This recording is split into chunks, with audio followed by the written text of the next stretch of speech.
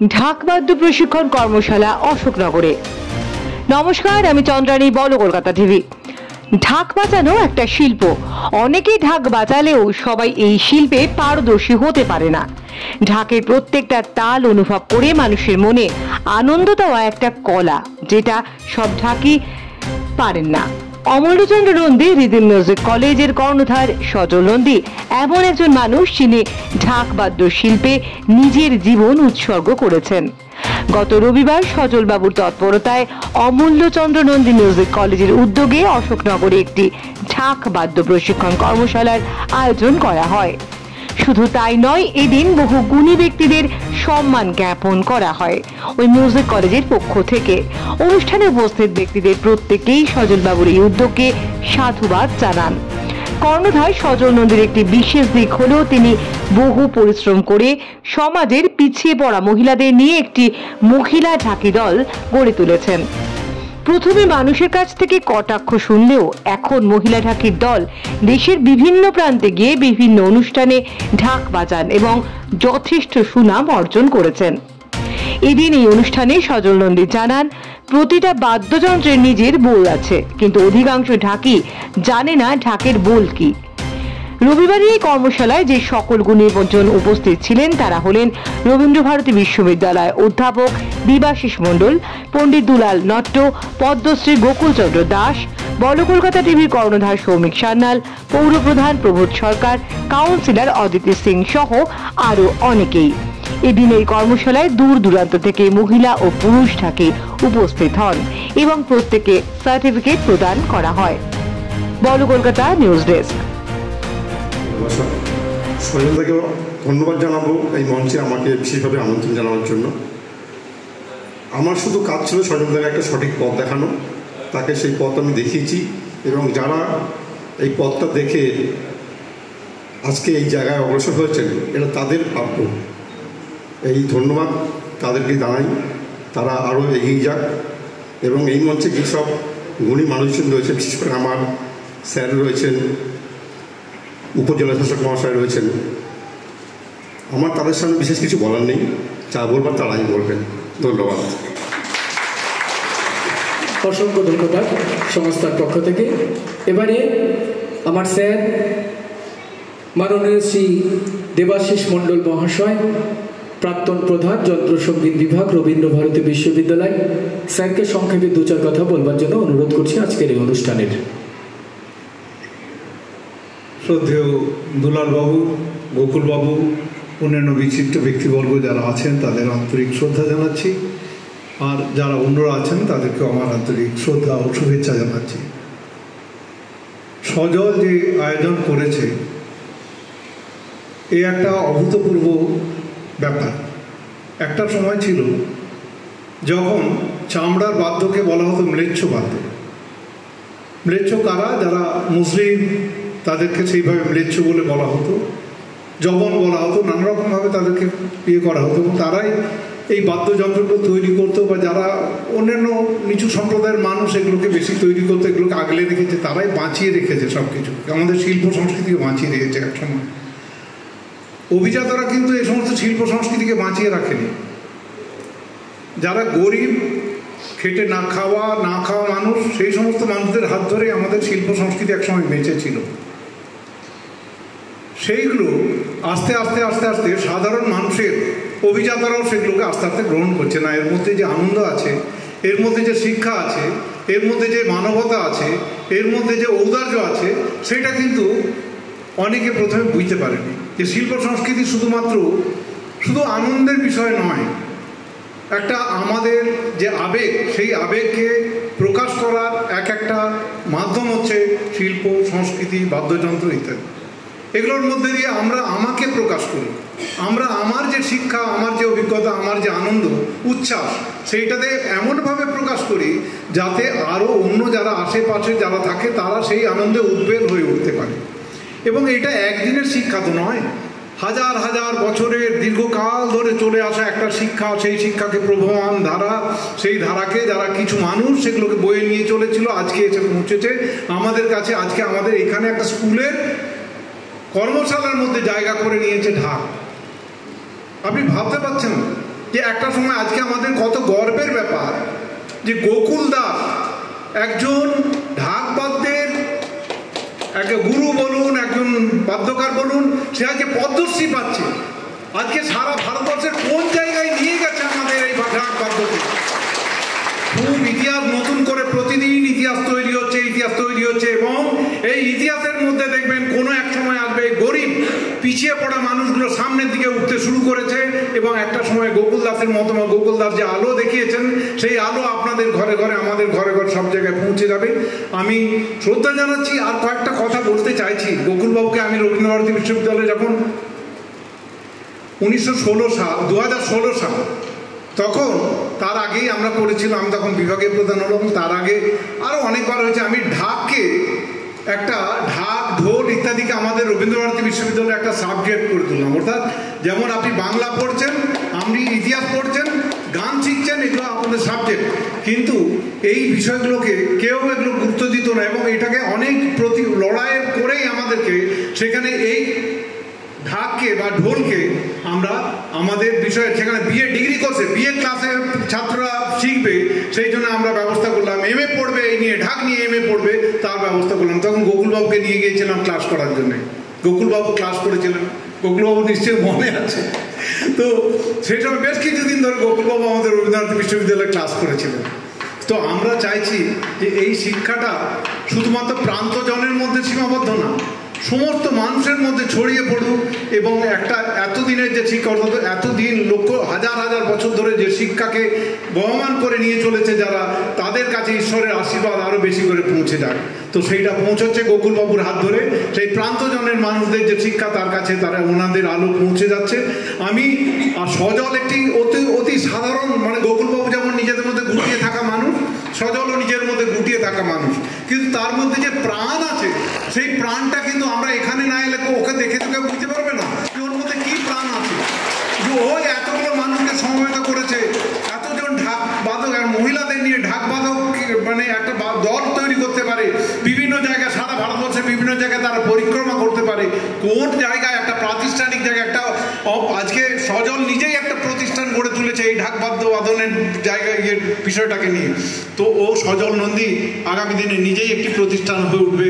আমি আশা করছি যে এই লোকশিক্ষা সাধারণ মানুষের মধ্যে আরও বেশি করে প্রবহমান হোক এবং যারা আপনারা আছেন সজলের মধ্য দিয়ে যারা আপনারা এসছেন, যারা সজলকে সহযোগিতা করার জন্য যারা হাত বাড়িয়ে দিয়েছেন, তাদেরকে আমি আমার আন্তরিক শ্রদ্ধা জানাচ্ছি।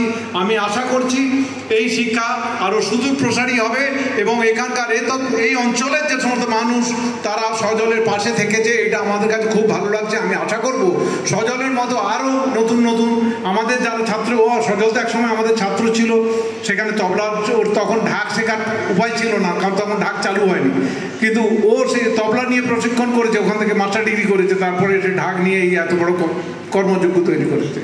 সুব্রতকে আমরা নিয়োগ করেছি।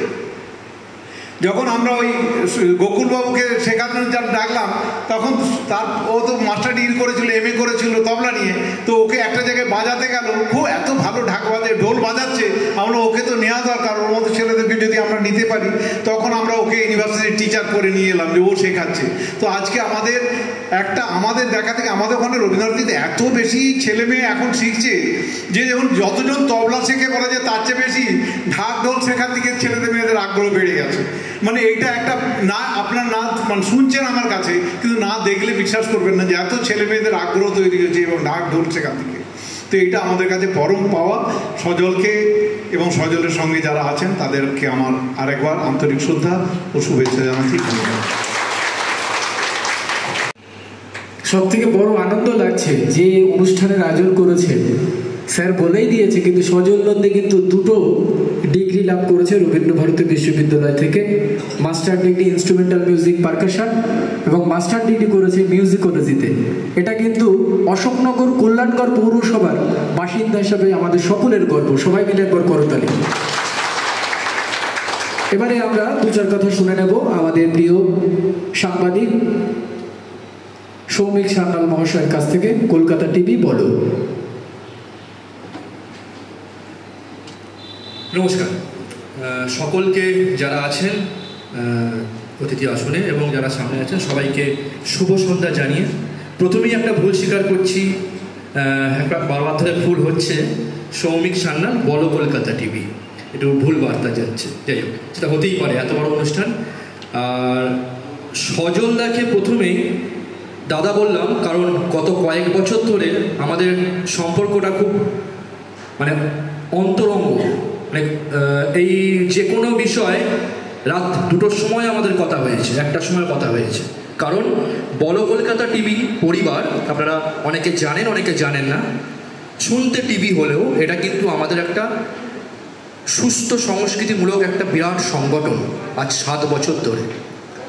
এবং আমাদের বিশেষ করে বাংলার সংস্কৃতি নিয়েই, বাংলার মুছে যাওয়া সংস্কৃতি, হারিয়ে যাওয়া সংস্কৃতিকেও তুলে ধরার আমাদের মূল উদ্যোগ।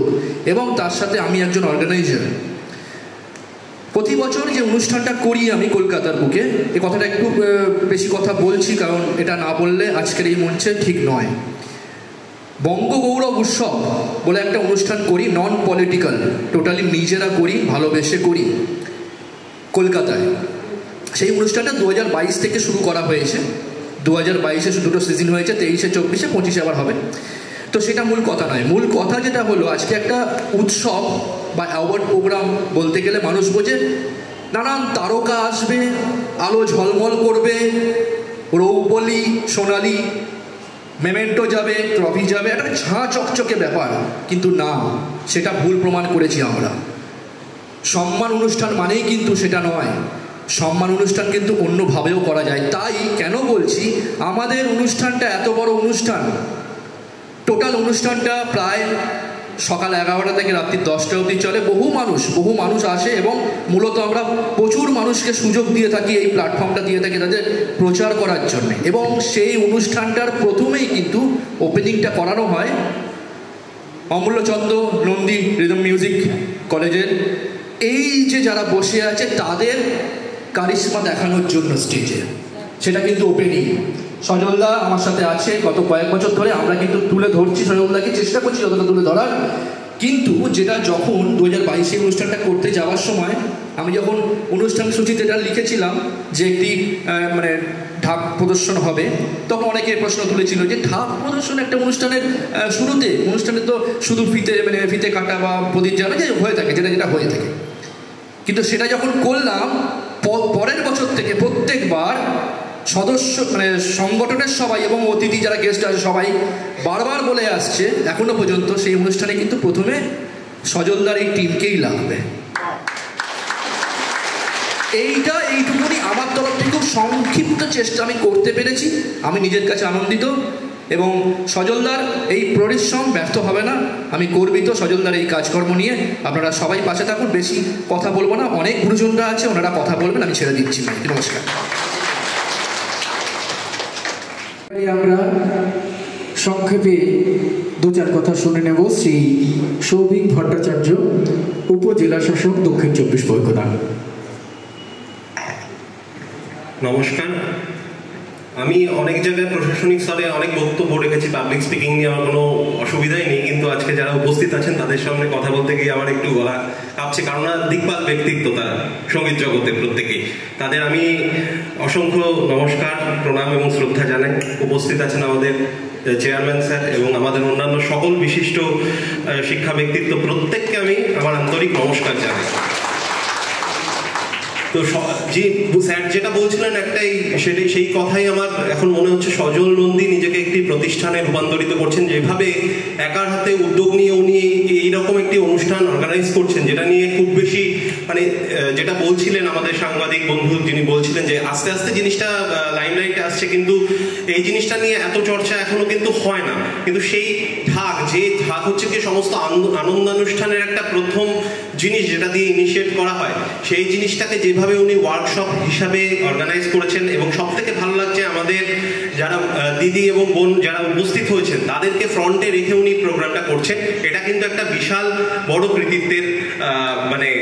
কৃতিত্ব রাখে আর কি। এই জন্য ওনাকে আমি অসংখ্য ধন্যবাদ জানাই। এবং এই যে প্রোগ্রাম উনি করছেন এটা উত্তরোত্তর আরও শ্রীবৃদ্ধি হোক এবং এখান থেকে আরও বেশি আমাদের এই ঢাক যন্ত্র যেটা রয়েছে, যেটা একটা বিশিষ্ট বাদ্যযন্ত্র, সেটার একটা আমাদের চোখের সামনে উদাহরণ হচ্ছেন পদ্মশ্রী প্রাপ্ত আমাদের শিল্পী গোকুলবাবু। তো ইনি যে স্তরে নিজেকে নিয়ে যেতে পেরেছেন, নিশ্চয়ই আপনারা প্রচেষ্টা করলে তার কাছাকাছি বা সেই সমকক্ষ হতে পারবেন। হ্যাঁ, প্রচেষ্টার কোনো শেষ নেই, মানে প্রচেষ্টাই মানুষকে একটা এই উন্নত স্তরে নিয়ে যেতে পারে। তো আমি সেই শুভেচ্ছা এবং ধন্যবাদ এবং সজল নন্দী মহাশয়কে এই ব্যাপারে কুর্নিশ জানিয়ে এরকম অনুষ্ঠান অর্গানাইজ করছেন, এর জন্য ধন্যবাদ জানিয়ে আমার বক্তব্য শেষ করছি। Thank you. ধন্যবাদ জানাই স্যারকে। এবারে আমরা দু চার কথা সংক্ষেপে শুনে নেব আমাদের স্যার মাননীয় শ্রী পণ্ডিত দুলাল নট্ট মহাশয় সুমুখস্থিত কণ্ঠে।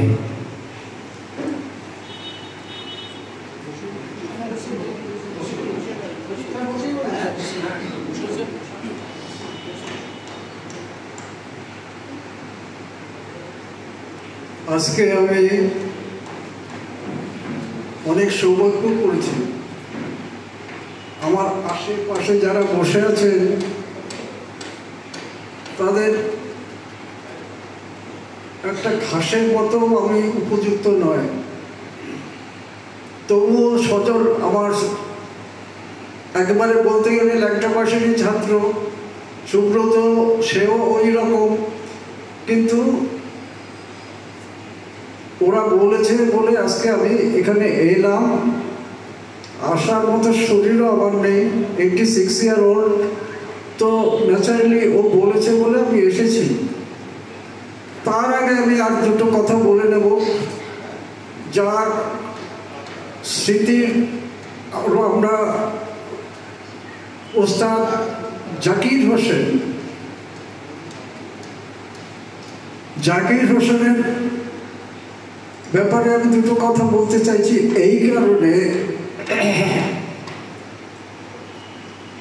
যে আমাদের যারা ছাত্র আছে তারা ম্যাক্সিমাম মানে 100-এর মধ্যে 99% ছেলেরা জাকিরের নাম শুনলেই আগে থেকেই তারা প্রস্তুত হতো যে জাকিরকে একটু দেখবো এবং তার বাজনা শুনবো। আমি সজলের ঢাকের ব্যাপারে প্রশ্নে আমি পরে আসছি। তো সেই জাকির হোসেন 72-তে মারা গেলেন। এটা খুব দুঃখজনক ব্যাপার, খুব খুব দুঃখজনক ব্যাপার। বিশেষ করে আমি যেদিন শুনলাম সেদিন আমি সারাদিন কিছু খাইনি, আমি কান্নাকাটি করেছি। আপনারা বললে হয়তো বিশ্বাস করবেন না, জাকির আমাকে কাকা ডাকত। কি কারণে কাকা ডাকত সেটাও বলছি। আমার গুরুকে আমি বাবা বলে ডাকতাম এবং বাবার বাড়িতেই থেকে আমার সমস্ত তালিম, মার ধর, মানে যাবতীয় যা কিছু সব তার কাছ থেকেই খেয়ে ঠেয়ে আজকে একটু আর কি যা পারি করি আর কি করতাম। এখন তার এই বয়সে আর কি করবো, যাই হোক। তো আমার যারা ছাত্র তারা বহু দেশ বিদেশ ঘুরে বেড়াচ্ছে, বহু ছেলে। তো তাদের মধ্যে তারা তো বেরিয়ে গেছে। এই জেনারেশন, তার আগের জেনারেশন, তার আগের জেনারেশন যারা ছিল, তাদের যে মধ্যে একটা শিক্ষা বা শেখার জন্য যে আগ্রহটা ছিল, সেই আগ্রহ এখনকার ছেলে মেয়েদের মধ্যে আমি খুব কম দেখি। যে সাবজেক্টে শিখুক সেটা খুব কম দেখি। তো এইবার আসছি আমি জাকিরের ব্যাপারে একটুখানি বলি। জাকির আমাকে কাকা ডাকতো এই কারণে, যেহেতু ওস্তাদ আমজাদ আলী খাঁ সাহেবের এক ছাত্র, আমার গুরুর শিষ্য, গুরুর ছেলে, ছোট ছেলে আমজাদ আলী খাঁ সাহেবের কাছে শরৎ শিখত। সেই সময় জাকির আমজাদের সঙ্গে বসে বসে রেওয়াজ করতো আর মানে প্র্যাকটিস করতো।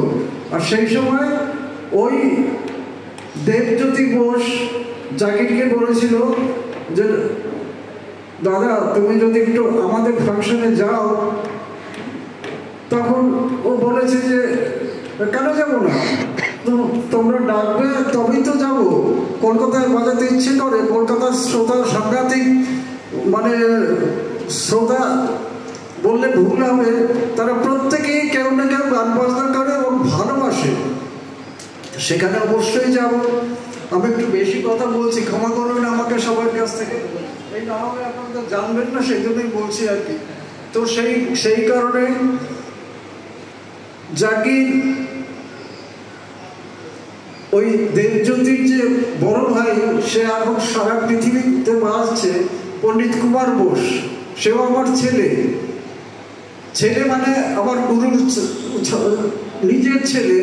আমি যেহেতু ওর বাবাকে বাবা ডাকতাম, সেহেতু সে আমাকে কাকা বলে ডাকতো।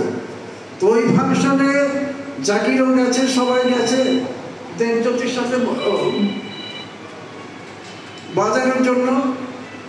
সেইখানে ওই দেবজ্যোতি পরিচয় করিয়ে দিল আমার বাবার বড় ছেলে, উনি হচ্ছে বাবার শ্রেষ্ঠ ছাত্র।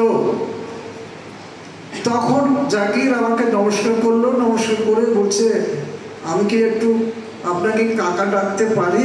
যেহেতু ওরা কাকা ডাকে, আমি সেহেতু আপনাকে একটু কাকা ডাকতে পারি। আইলাম, আমার সৌভাগ্য, তোমার মতো ছেলে যদি আমাকে কাকা ডাকে এবং কাকা ডেকে প্রণাম করে, তাহলে সেটা আমার সৌভাগ্য হবে। আল্লাহ কাকা সাহেবের ছাত্র ছেলে। তো যাই হোক, শুধু ছেলে নয়, ছাত্রও বটে। তো তারপর থেকে ওই যে কাকা ডাকতে শুরু করলো, সেই থেকে যত জায়গায় দেখা হতো ওই কাকাই ডাকতো কাকা। আর কোথাও ফাংশনে বাজাতে বসেছে, হয়তো দেখছে আমি তখন ঢুকছি, ও ডাইস থেকে উঠে এসে কাকাকে আগে এখানে বসাও, তারপরে আমি বাজাচ্ছি। এইরকম সম্পর্ক আমার সঙ্গে জাকিরের ছিল। এইবার আসি শ্রীযুক্ত সজল নন্দীর কথা বলতে। ছোটবেলায় এমন একটা দিন গেছে ওদের, সত্যিকারে বলতে খাওয়া যুক্ত না, এরকম অনেকেরই গেছে, আমার নিজেরও গেছে। আমার নিজেরও, আমরা যখন 47 সালে দেশ হলো, সেই সময় যখন এপারে এলাম, মানে পূর্ব পাকিস্তান থেকে, সেবারও আমরা এসে তখন রাস্তাঘাট কোনো কিছু লোকজন কিছু থাকবো কিছু চিনি না। সেই সময় থেকে আমরাও ওই একদিন দুদিন না খেয়ে এরকম জল খেয়ে খেয়ে খেয়ে আজকে এখনো জীবিত আছি। তো ইতিহাস বলতে গেলে আর পড়াবে না, পুরো দিন লেগে যাবে। যাই হোক, এই সজল যার ছেলে অমূল্য নন্দী, তিনি যে কি কষ্ট করেছেন, তার ছেলেরা এই সজল নন্দী ছাড়া, দাদা এখানে দাঁড়িয়ে আছে, সামনে দাঁড়িয়ে আছে, তুমি সামনে আসো, সামনে এক দাদা, আরো দাদা আছে, তো সবাই ভাই আছে, আরো ভাইটাই আছে।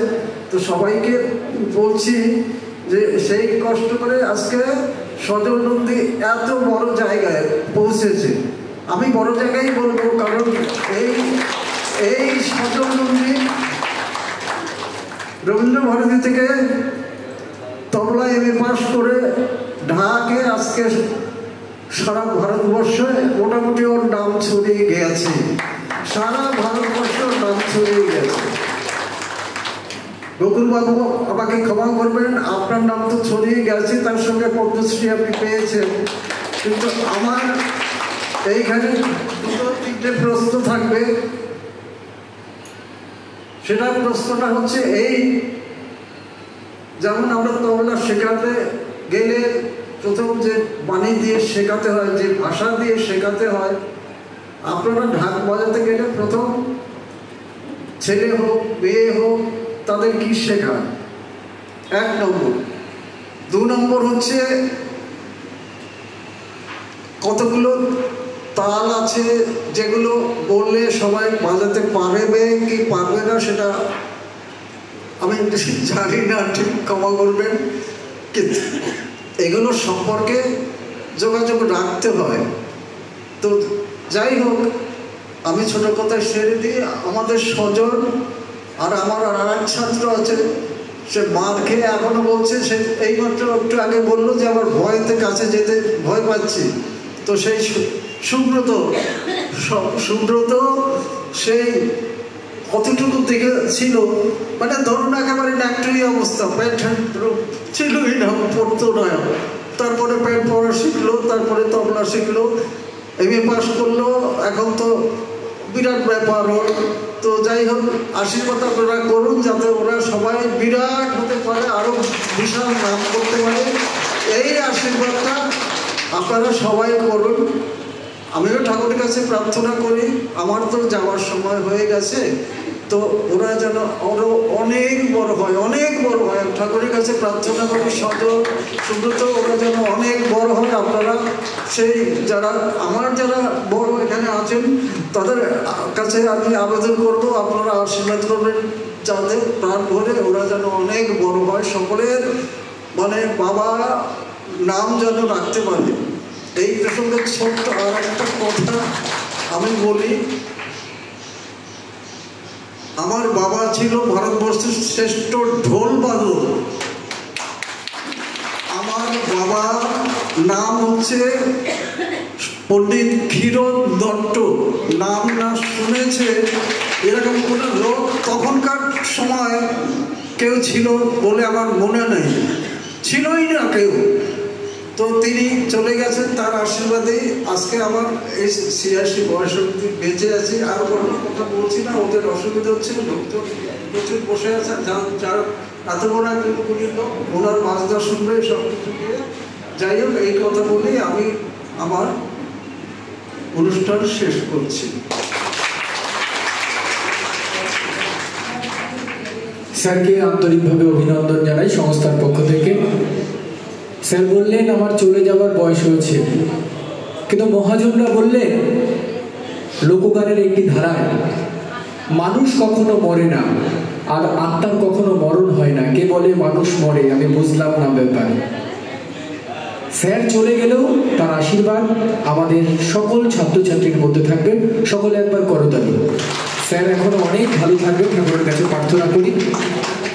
এবারে আমরা ২-৪ কথা শুনে নেব। আমাদের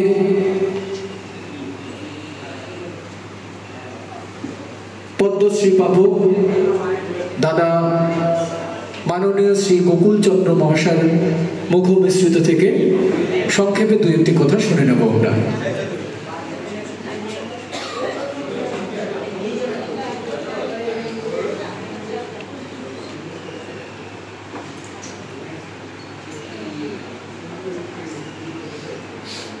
নমস্কার। মঞ্চে উপবিষ্ট আমার পূজনীয় পণ্ডিত দুলাল দত্ত মহাশয় এবং রয়েছে অনেক গুণী মানুষ, এবং সামনে যারা রয়েছেন সবার যথাযোগ্য স্থানে আমার প্রণাম সহ ভালোবাসা, আন্তরিক শুভেচ্ছা জানাই। তো কি বলবো আমি বুঝে উঠতে পারছি না। এখানে যেহেতু ঢাকের কর্মশালা, আজকে আপনারা সবাই মিডিয়ার মাধ্যমে অনেকে দেখেছেন বা শুনেছেন, পত্রিকায় অনেক বেরিয়েছে। 2025-এ পদ্মশ্রী গোকুল দাস পদ্মশ্রী পুরস্কার প্রাপক। তো আজকে আমার খুব বলতে ইচ্ছে করছে, কয়েকটা কথা না বললেই নয়। আজকের এই যে ঢাক, আমি আমেরিকা থেকে ঘুরে এসে 2010 সালে ওস্তাদ জাকিরজির সঙ্গে আমার প্রোগ্রাম ছিল মাসরা পাকিস্তান ইয়ার্স টু 2010, এবং ওস্তাদের সঙ্গে প্রোগ্রাম শেষ করে এপ্রিলের ফার্স্ট উইকে বাড়ি এসে আমার মাত্র 6 জন মেয়েকে নিয়ে আমার এই মহিলা ঢাকের পথ চলা শুরু করেছিলাম। তার মধ্যে অনেক ব্যতিক্রমী মানুষ আছে আমার এত ভালো লাগে আজকের দিনে এসে যে এই মানুষগুলোই তখন আমাকে অনেক অনেক বাজে কথা বলেছে, পিছনে সমালোচনা করেছে। এটা কি হচ্ছে, গোকুল এটা কি করছে, ঘরের মেয়েদের বার করে নিয়ে এসে তাদেরকে ঢাক বাজাচ্ছে। আরে মেয়েরা কি কোনোদিন ঢাক বাজাতে পারে? মেয়েদের দ্বারা এটা সম্ভব? এটা তো পুরুষাঙ্গিক একটা যন্ত্র। হ্যাঁ, 2010 সালের আগ পর্যন্ত এটা একটা পুরুষাঙ্গিক যন্ত্রই ছিল, শুধু পুরুষরাই ঢাক বাজাতেন।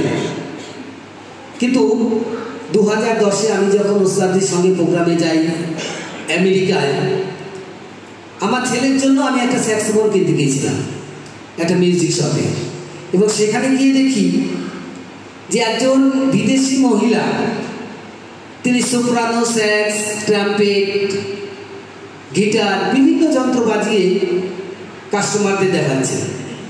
তো আমি অনেকক্ষণ দাঁড়িয়ে দাঁড়িয়ে দেখছি, আর হঠাৎই আমার মাথায় আসে একটা বিদেশি মহিলা যদি এত কিছু করতে পারে, তাহলে আমাদের বাংলার মেয়েরা তো আরো কর্মঠ মেয়ে। এদের দিয়ে যদি আমি বাংলার সব থেকে প্রাচীন ঐতিহ্যপূর্ণ একটা যন্ত্র ঢাক, বাংলার ঢাক, যে ঢাকের সঙ্গে আধ্যাত্মিকতা জড়িয়ে আছে, যে ঢাক একটা পূজাঙ্গিক যন্ত্র, এই প্রাচীন যন্ত্রটাকে যদি আমি আমার বাংলার মেয়েদের দিয়ে শেখাতে পারি, এটা বোধ হয় আমার জীবনে একটা বড় কাজ করা হবে। তো এটা ভেবেই আমি বাড়ি এসে মাত্র 6 জন মহিলাকে নিয়ে শুরু করলাম। সেই 6 জন মহিলা কারা জানেন? আমার নিজের পুত্রবধূ, আমার নিজের মেয়ে, এবং আমার পাশের বাড়ির ভাগ্নে বউ, আমার ভাগ্নি, আমার ভাইজি, এরকম। আমি কাকে বলবো ঢাক বাজানোর কথা, কোনো এটা সব ছিল না। কে আবার মেরে ধরে বসবে, মার খাওয়া তো ভয় আছে না। তো এই জন্য আমি অন্য কাউকে বলতে পারিনি, নিজে যারা কথা শুনবে, নিজের মধ্যে যারা, তাদেরকে দিয়েই শুরু করলাম। আমার বলতে ভালো লাগে, আমি নিজে অনেক গর্বিত আজকে এই কারণে, আজকে যারা এই ঢাক নিয়ে অনেক সমালোচনা করেছেন, অনেক বাজে কথাও বলেছেন, তারাই কিন্তু আজকে এই ঢাকের সঙ্গে যুক্ত হয়েছে। এবং আমার যে মতিলাল ঢাকি.com government registration society, all Bengal Dhak and ঢাকিজ welfare society, তো আমার দলেই রয়েছে মাত্র 90 জন, আজকে দিনে দাঁড়িয়ে 90 জন মহিলা ঢাকি। এবং পশ্চিমবাংলার আজকে সজলের মতো অনেকে পশ্চিমবাংলার প্রান্তে প্রান্তে গড়ে উঠেছে মহিলা ঢাকি দল। আমার খুব গর্ব হয় যে আমার একটা দেখানো পথে তারা যে ভালোবেসে আজকে এসছে। শুধু তাই নয়, এমন এমন দুস্থ পরিবার যে তারা স্বামীর কাছে চেয়ে অনেক সময় 10 টাকা পেত না, এক পাতা টিপ কেনার জন্য 2 টাকা পেত না। সেই সমস্ত দুস্থ পরিবারের মহিলারা আমি আপনাদের দেখিয়ে দিতে পারি চোখের, যে তারা কিন্তু আজকে এত স্বাবলম্বী যে তারা কেউ দোতলা বাড়ি করছে, কেউ একতলা বাড়ি করছে, কেউ সোনার জিনিস করছে, কেউ আসবাবপত্র করছে এই ঢাক বাজিয়ে। আর সামনে তো সব বসে আছেন আপনারা, ঢাকি মায়েরাই বসে আছে। অস্বীকার করতে পারবেন যে কেউ ডেভেলপ করতে পারেননি? পারবেন না, কিন্তু আপনারা ডেভেলপ করেছেন। কিন্তু আমার একটা জায়গায় খুব খারাপ লাগে, দুঃখ লাগে, আজকে অনেকে অনেক কিছু বলে, কিন্তু এখনো বলে যে আমি অনুপ্রেরণা দিয়েছি, আমি এই করেছি, আমি ওই করেছি, আমি নিশ্চয়ই। কিন্তু এই কথাটা অনেকেই মুখে বলে না যে এটা সৃষ্টিকর্তাটাকে, কে এই জিনিসটা সৃষ্টি করলো, এটা তো ছিল না বা। তো এটা আমার একটু খারাপ লাগে, লাগারই কথা। কারণ আজকের দিনে এত, আজকে যে সজল এই যে অনুষ্ঠানটা করছে, এর উপলক্ষটা কি? ঢাকের কর্মশালা। কাদের নিয়ে? বাংলার মায়েদের নিয়ে। তো এটা কেন করছে? এই মায়েরা ঢাক বাজনাটা কোথার থেকে দেখলো আর কোথার থেকে শিখলো? তারা জানলো কি করে মেয়েরা ঢাক বাজায়? তার মূল গোড়াটা কোথায়? এটা কিন্তু সবাইকে জানতে হবে। অনেক মায়েরা আছে ঢাক বাজায়, গোকুল দাসের নাম হয়তো তারা শোনেনি বা জানেও না।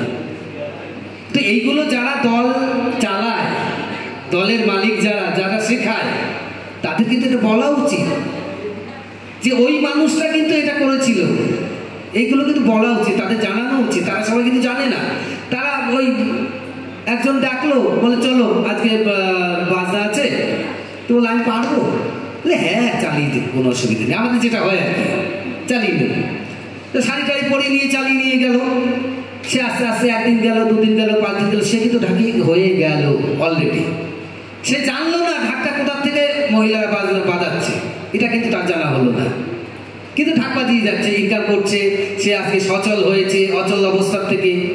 এই কথাগুলো কিন্তু মানুষের জানানো দরকার, জানার দরকার আছে। আজকে ভারত সরকার শুধুমাত্র গোকুলদাস ভালো বাজায় না খারাপ বাজায় এই বিচার করে কিন্তু আজকে পদ্ম ছিঁড়ে দেয়নি। অনেক অনেক ভালো ভালো শিল্পী আছে, গোকুলদাসই শুধু ভালো বাজায় এটা নয়, আমি স্বীকার করছি। অনেক গুণী গুণী শিল্পী আছে, তারা হয়তো আমার থেকে অনেক ভালো বাজায়, কিন্তু কিছু এক্সেপশনাল কাজ যেমন সৃষ্টি, এই সৃষ্টির পথ যারা ধরেছে, যারা দেখিয়েছে, তাদের কিন্তু একটা আলাদা জায়গা। তো সেইটাই ভেবেছে ভারত সরকার, তাই আমাকে সম্মানিত করছে। এবং আমি চাই যে সঠিক পথে শেখা। অনেকে দেখবেন কোনো রকম 2-4 বাড়ি দিতে পারে, আগে টাকার হিসাব করে, কত পাবো দাদা, প্রোগ্রামের কথা বললে কত পাবো দাদা, 400 পাবো না 500 পাবো না 700 পাবো, টাকা নয়। মায়েদেরকে আমি অনুরোধ করব, এখানে যারা সামনে বসে আছেন, যারা বাইরে আছেন, সবার কাছে এই বার্তা যেন পৌঁছায় যে আগে শেখাটা দরকার। আমার জীবনের একটা ছোট্ট কথা বলি। আমি যখন প্রথম দিন ওয়ার্ল্ড মিউজিক ক্লাসিক্যাল ব্যান্ড তালতন্ত্র পণ্ডিত তন্ময় বসে, আমি প্রথম দিন 2004 আমি যেদিন প্রোগ্রাম করি, আমাকে না উনি 1500 টাকা পেমেন্ট দিলেন। আমি ভাবলাম, গুনে পরে বাইরে এসে দেখলাম 1500 টাকা রয়েছে। 1500 টাকা, তখন একটা বিয়ে বাড়িতে বাজিয়ে বাঁশি বাজিয়ে পাই 300 টাকা, আর আমি 3 মিনিট বাজালাম আপনার একটা প্রোগ্রামে, আমাকে 1500 টাকা দিল, এত টাকা! আমি অবাক হয়ে গেছিলাম সেদিন। এই তন্ময় বোস আজ আমার গুরু, আজকে নয় 2004 থেকে। হ্যাঁ, বিক্রমদার সাথে প্রোগ্রাম করি, বিক্রম ঘোষ, তিনিও পণ্ডিত ব্যক্তি, তার সাথে আমি প্রোগ্রাম করি। আমি অভিজিৎদের সাথে প্রোগ্রাম করি, আমি অনেকের সাথেই করি, কলকাতার কুমার বোস থেকে, শ্রীকুমারদার থেকে, অনেকের সাথে। আমি কলকাতার তবলা বাদক যারা আছে 1 নম্বরে, আমি প্রায় সবার সাথেই অনুষ্ঠান করি। তো বিষয় তা নয়, আমি শিখেছি এবং আমি জানি সঠিক শিক্ষায় যদি শিক্ষিত হওয়া যায়, সঠিক বাজনাটা যদি বাজানো যায়, সেখানে কোনো প্রভেদ থাকবে না কে ছেলে কে মেয়ে। শিল্পীর কোনো জাত হয় না, শিল্পীর কোনো জেন্ডার হয় না, শিল্পী শুধু। এবং আমি যেটা বলতে চাইছি মায়েদের কাছে, যে আপনারা বাজনাটা সঠিকভাবে শিখুন, টাকার চিন্তা এখন করবেন না। আর এখন যদি টাকার চিন্তা করেন, আপনাদের তো একটা পেমেন্ট দেওয়াই হয় যার সঙ্গেই আপনি যান, তো সেই পেমেন্টটা নিয়ে এখন খুশি থেকে ভালো করে বাজনাটা শিখুন। আজকে এমন তৈরি হন যে একটা ছেলে, সেই ছেলেটার যেরকম বাজায় আমি ঠিক ওই রকমটাই বাজাবো, এই লক্ষ্যটা রাখতে হবে এবং এই লক্ষ্য রেখে শিখতে হবে। আপনি যার কাছে শিখুন। আজকে সজল এত ভালো একটা শিল্পী, নিজেও, আমার মেয়েকেও তবলা শেখাতো একটা সময়, ওকে দিয়েই শেখাতাম। তো সজল অনেক গুণী, অনেক দিক দিয়ে গুণী, শুধু তবলা ঢাক নয়। তো সজলের কাছে আপনারা যারা স্টুডেন্ট আছেন, যারা শিখছেন, তারা সঠিক বাজনাটা শিখুন। এবং আমি আরও কয়েকটা কথা বলবো, তাতে আপনারা যদি আমার কাছে অসন্তুষ্ট হন, আমার কিছু করার নেই। তার কারণ হচ্ছে, আজকে আমার কাকাবাবু রয়েছেন, পণ্ডিত দুলাল নট্ট মহাশয় রয়েছেন, রবীন্দ্র ভারতী ইউনিভার্সিটির স্যার, এবং অনেকেও রয়েছেন এখানে। কিন্তু আমাদের আগের যে প্রজন্ম যারা ছিলেন, যারা নামি, যেমন আমার বাবা একজন ছিলেন মতিলাল দাস, মতিলাল ঢাকি বলতে সবাই জানতো, খুব নাম ছিল বাবার। এইরকম অনেক শিল্পী তখনকার ছিলেন কিন্তু সেই সময়কার, কিন্তু কেউ এটা করে যাননি যে আমরা চলে যাব, মানুষ আসে তো যাওয়ার জন্য, কেউ থাকার জন্য নয়। তাই 2 দিন আর কেউ 10 দিন, যেতে তো সবাইকেই হবে। কিন্তু আমরা চলে গেলে এই যে ঢাক একটা শিল্প, ঢাকি একটা শিল্পী, এরা কি করে শিখবে? এদের জন্য কি রেখে গেলাম? তবলা শিক্ষার স্কুল আছে, কলেজ আছে, বিশ্ববিদ্যালয় আছে, হারমোনিয়াম শিক্ষার আছে, সারেঙ্গি শিক্ষার আছে, খোল, তবলা, বিভিন্ন সব যন্ত্রের কিন্তু সিলেবাস বই আছে, বই কিনতে পাওয়া যায়। এবং স্কুল, কলেজ, ট্রেনিং সেন্টার অনেক কিছু, ইনস্টিটিউট অনেক কিছু আছে। নেই শুধু আমার এই বাংলা ঢাক ঢোলের কোনো ইনস্টিটিউট, কোনো কলেজ, কোনো ট্রেনিং সেন্টার। কিন্তু আজকে কিন্তু গড়ে উঠছে আস্তে আস্তে, যেমন সজল করছে, আমি করেছি, আর অনেকেই এরকম করছে, গড়ে উঠছে ট্রেনিং সেন্টার। কিন্তু ট্রেনিং সেন্টার দিয়ে সব কিছু হবে না, আমাদের একাডেমি চাই। একটু আগে স্যার বললেন যে রবীন্দ্র ভারতী ইউনিভার্সিটিতে আমি মাঝে মাঝে ঢাকের ক্লাস করাতে যেতাম, স্যাররাই আমাকে বলেছিলেন।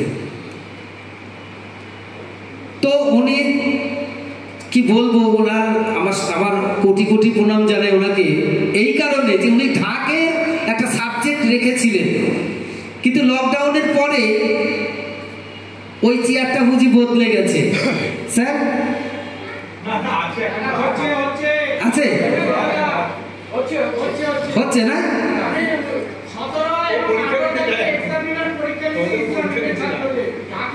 আচ্ছা, তো না আমি যেটুকু আমার কাছে খবর আছে আর কি, লকডাউনের পরে আর ঢাকের কমেছে, কিন্তু আছে। খুব ভালো, খুব ভালো, থাকলেই ভালো। আমি শেখাই, আরেকজন ঢাকে শেখায়, যেই শেখাক, ঢাকের সাবজেক্টটা থাক, তাহলে শিখতে পারবে মানুষ। তো আমার কাছেও অনেক মানুষ শুধু দেশের থেকে নয়, বিদেশের থেকে অনেকে অনলাইনে শেখার জন্য ইয়ে করে, অনলাইন চেষ্টা করে শেখানোর জন্য। কিন্তু দেশের মধ্যে আমি একটাই কথা বলবো যে আমাদের একটা রবীন্দ্র ভারতী ইউনিভার্সিটি যেমন রয়েছে, আমাদের একটা ঢাকি একাডেমি করার কিন্তু বিশেষ দরকার। আমি সজলকেও অনুরোধ করব যে আমাদের সজলের মতো আরও যারা রয়েছে, আমরা সবাই মিলে যদি একটা ঢাকি একাডেমি করতে পারি আমার পশ্চিমবাংলায়, এটা আমাদের পক্ষে কিন্তু একটা বড় কাজ করা হবে। মানে ঢাক এবং ঢাকের বই লেখা। আজকে যে কথা বলতে বলতে একটু অন্য আউট হয়ে গেলাম, যে আজকে বিভিন্ন যন্ত্র শিক্ষার কিন্তু বই আছে, সিলেবাস বই আছে, তার গোলবানির বই আছে, তাই না? কিন্তু আজকে ঢাক ঢোলের কিছু নেই।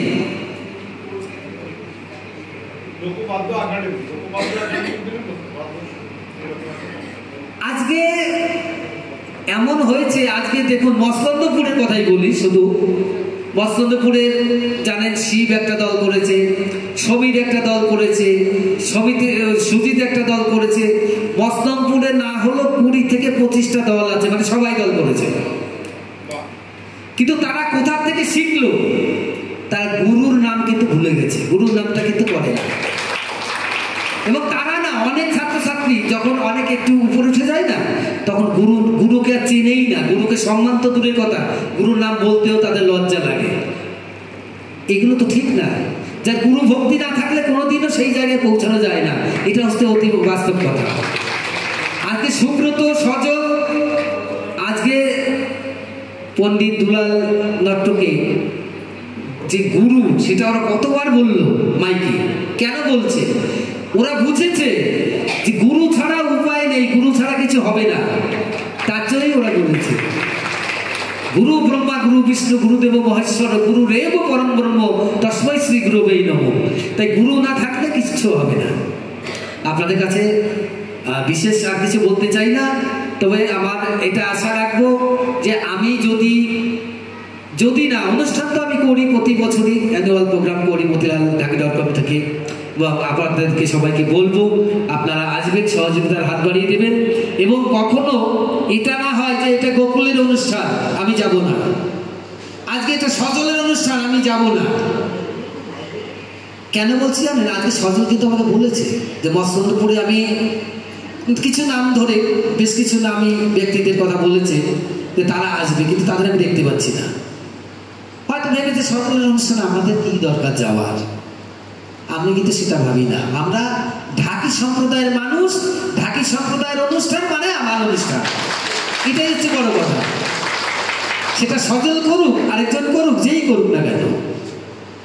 তো আমি ঠাকুর কাছে প্রার্থনা করব আপনারা সবাই সুস্থ থাকুন, ভালো থাকুন এবং গুরুকে স্মরণ রাখবেন এবং ভালো করে বাজনাটা শিখবেন।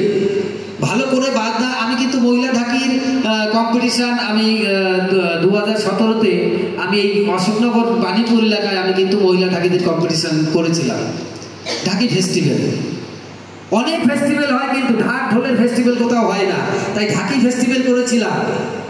সেখানে আমি মহিলা ঢাকিদের দলের কম্পিটিশানও রেখেছিলাম যে একজনকে ভালো যদি বাজায় আরেকজন দেখে উৎসাহ পাবে। এর জন্য যাই হোক, আপনারা ভালো করে শিখুন এবং ভালো থাকুন, সুস্থ থাকুন। আর কথা বাড়াবো না, অনেকক্ষণ আপনাদের বিরক্ত করলাম। তো সবাইকে ভালোবাসা, আন্তরিক শুভেচ্ছা জানাই। নমস্কার, ধন্যবাদ। গুণী শিল্পী আছেন যারা সঠিক প্রতিষ্ঠান না থাকার জন্যে সঙ্গীত এবং বাদ্যযন্ত্রের প্রশিক্ষণ নিতে পারছেন না। অতএব মহাশয়, আপনার কাছে আমাদের বিনীত অনুরোধ, আপনি যদি আমাদের এই সঙ্গীত এবং বাদ্যযন্ত্র প্রশিক্ষণের ব্যবস্থার জন্য অশোকনগরের কোনো জমি প্রদান করিতে পারেন তাহলে আমরা বিশেষভাবে বাধিত থাকিব।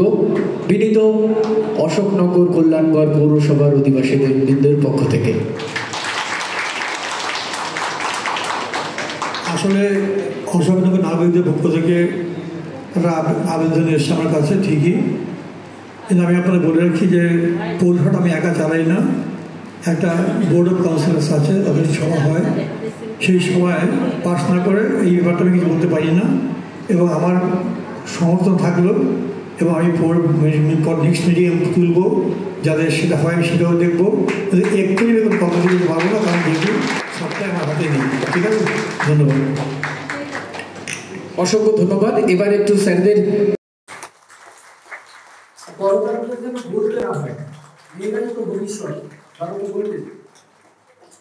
এবারে আমরা আমাদের প্রিয়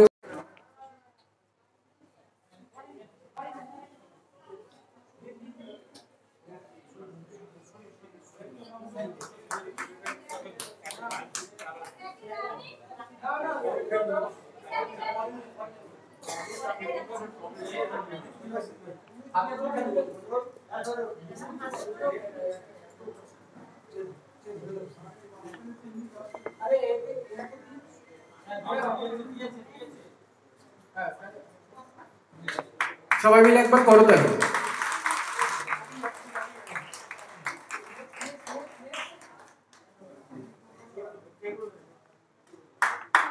সবাই মিলে একবার করতালি হয়ে যাবে।